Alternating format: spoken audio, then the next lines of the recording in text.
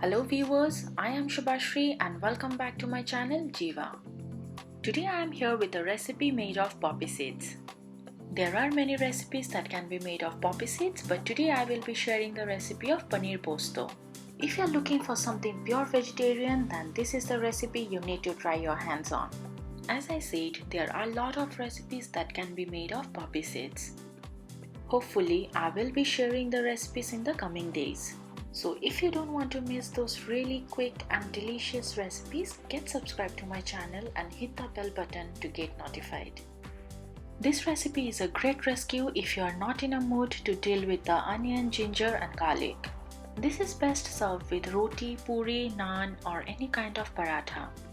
So without wasting much of your time, let's first get started with the soaking of poppy seeds. This is really important. Do not skip this. Take a small bowl and add 20 grams of white poppy seeds, 20 grams of cashews and about 8 to 10 almonds. Soak all the ingredients in water for at least 45 minutes. Soaking of the poppy seeds softens the outer coating of it, so you get a nice flavor when you cook it. Now here I have 300 grams of paneer cut in rectangular. You can also cut them in square if you want to. Season it with salt. Now take a pan and add 2 tablespoons of cooking oil. Heat the oil for a few seconds and add the paneer into it. Frying the paneer in this recipe brings a great taste.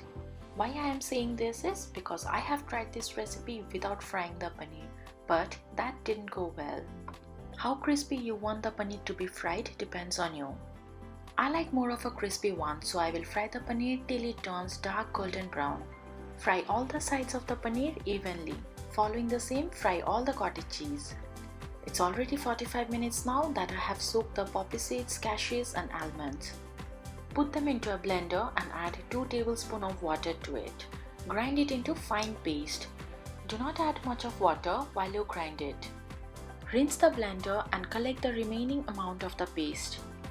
It's now time to prepare the gravy. Take the same pan and add 2 to 3 bay leaves or the tej patta, 1 teaspoon of jeera, 1 teaspoon of sauf, 8 to 10 black peppercorn or the kali mirch.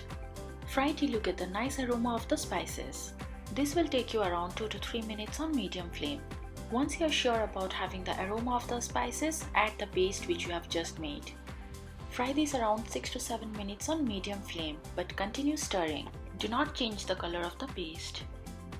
Once the raw smell is gone, you can add 1 cup of milk to it.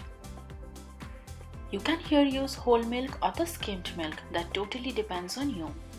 Once you add the milk, now keep stirring continuously for a few minutes to avoid lumps.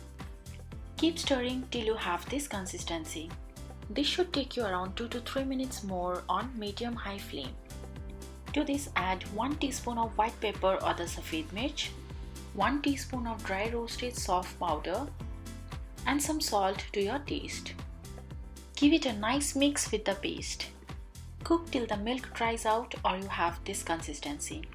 You are almost halfway there. Now add 1.5 cup of water to it. Give it a nice mix with the paste so that there are no lumps. Add 2 green chilies to it.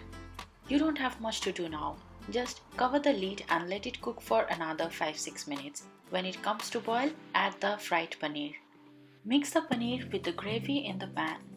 If you want your gravy to be pale yellowish, you can add a pinch of yellow food color to it. This is again optional, but if you do add food color, make sure you add it with butter.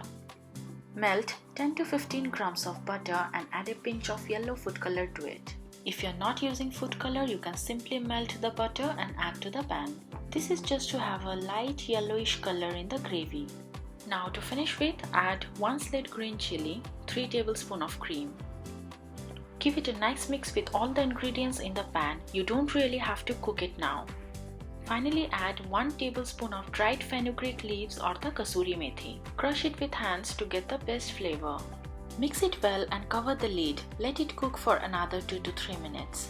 Till then, get ready with a serving dish. The decent cooking time for it took me around 30 to 35 minutes. This is now done. You make sure you serve it hot.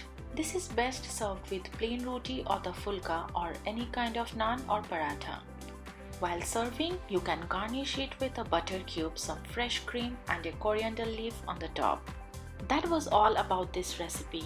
Thanks for watching. Thanks for all your time. If you are new to this channel, please take a moment to like and subscribe. Hope you enjoyed this recipe at your home and share your experience with me in the comment section below. Time for me to say bye. We'll catch you all on my next video. Till then, take care.